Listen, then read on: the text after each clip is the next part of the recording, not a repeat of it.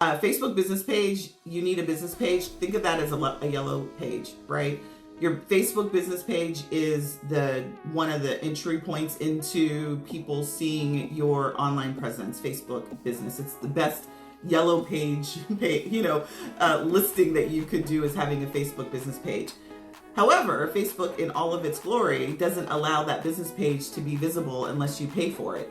So if you want it to be visible to your ideal client, you need to be boosting that content, paying for that content on your business page to be seen by your ideal client.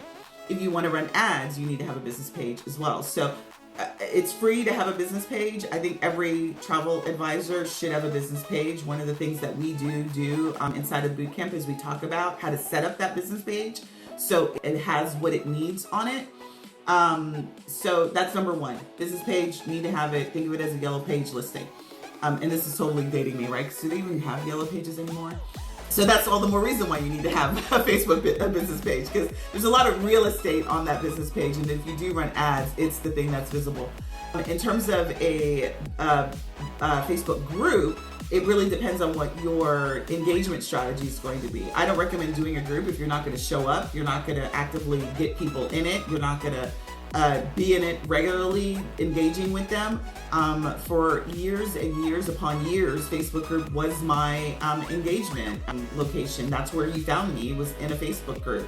Now we have our own community off of Facebook, and so now that's where you find me. You find me in my community. So it really depends on what your strategy is going to be for engagement. So I've got this process called ARC, Attract, Relate, and Convert.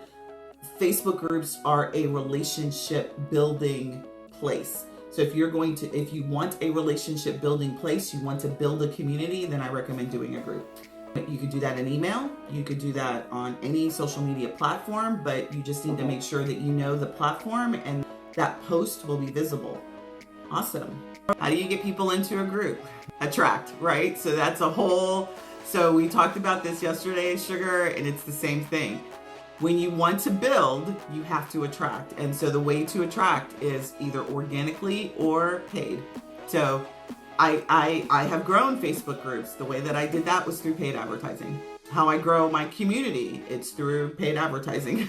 So you could be in other people's groups as part of growing an email list, growing a group, a community. It's all around making sure that there is an engine to get people in. Get people on your list, get people in the community, get people recognizing and knowing who you are.